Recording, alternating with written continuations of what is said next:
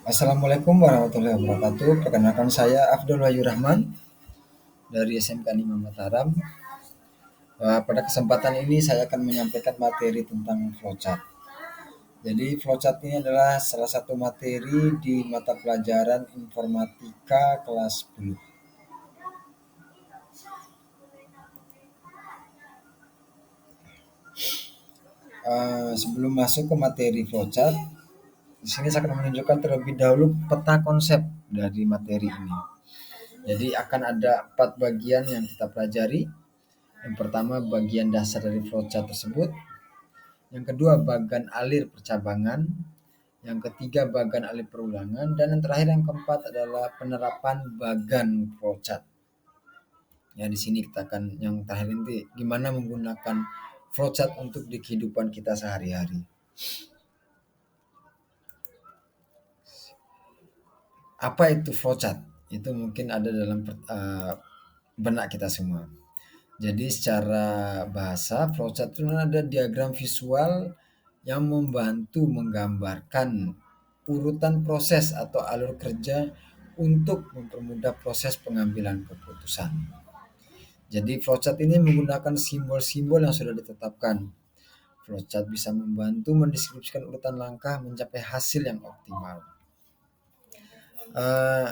Flowchart sudah banyak digunakan di segala sisi kehidupan sekarang. Tidak hanya dalam hal bisnis, flowchart juga bisa digunakan di berbagai bidang, bahkan untuk kegiatan sehari-hari kita.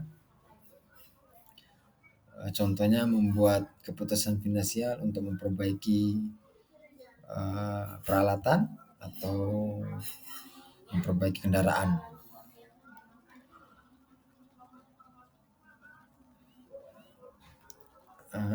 Jadi manfaat utama dari flowchart itu adalah menggambarkan berbagai langkah dalam suatu proses supaya lebih jelas dan mudah dipahami.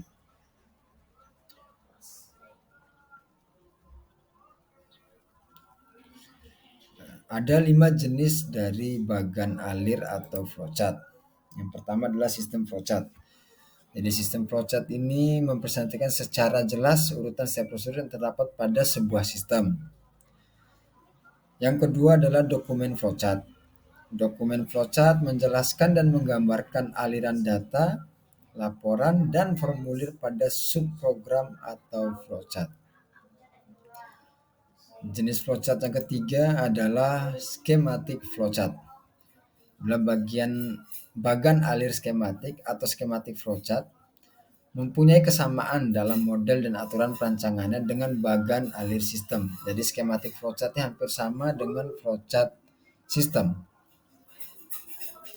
Selanjutnya yang ketiga adalah program flowchart, merupakan alur data yang menunjukkan cara sebuah program dimulai hingga program tersebut berakhir. Dan yang terakhir adalah proses flowchart, adalah jenis flowchart yang sering digunakan dalam aliran proses pada suatu teknik. Oke, selanjutnya adalah tentang simbol-simbol yang digunakan dalam flowchart. Yang pertama seperti ditunjukkan pada gambar nomor 1 ini, simbol bagannya biasa disebut dengan terminator.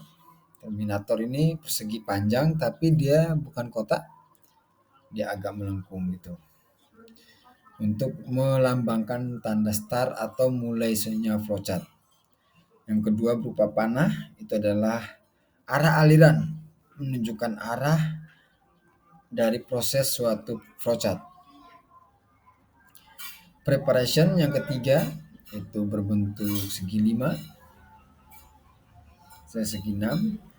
Ini menjelaskan inisialisasi atau pemberian nilai-nilai awal pada suatu variabel.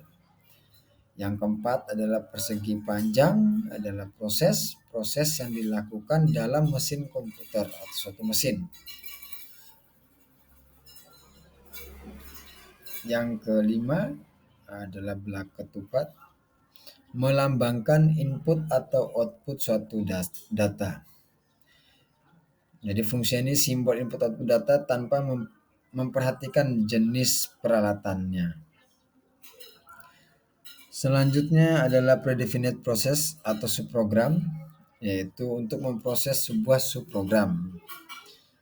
Yang keempat dan juga ketupat adalah kondisi atau decision, menggambarkan sebuah kondisi hasil proses yang berfungsi untuk melakukan penyeleksian data benar atau salah untuk mengerjakan statement tertentu. Sebagai contoh, jika kondisi true atau benar, program mengerjakan proses A. Jika kondisi salah atau false, program akan mengerjakan proses B. Selanjutnya adalah yang lingkaran one pack connector, menghubungkan bagian-bagian flowchart yang terpisah pada satu halaman. Jadi apabila flowchart ini disusun berhalaman-halaman, maka menggunakan one pack connector untuk menghubungkannya. Dan yang terakhir adalah off pack connector, yaitu menghubungkan bagian-bagian flowchart yang terputus pada halaman berbeda. Selanjutnya adalah keuntungan dan kerugian menggunakan flowchart. Keuntungannya ada beberapa. Salah satunya adalah memudahkan semua orang untuk membaca dan memahami alur kerja atau algoritma. Cocok untuk menyelesaikan suatu permasalahan yang tergolong rumit. Dan yang terakhir adalah cukup rinci dengan penggambaran visual. Karena dibuat dengan simbol-simbol itu, akhirnya orang akan melihat prosesnya seperti apa. Tapi di balik keuntungan tersebut atau kelebihan tersebut ada beberapa hal menjadi kerugian atau kekurangannya. Yang pertama, tidak cocok untuk program besar. Ya, karena akan membutuhkan banyak-banyak simbol nantinya yang akan malah membingungkan. Terus yang kedua, memerlukan aplikasi dalam merancang flowchart ini. Kalau menggambar manual lumayan ininya.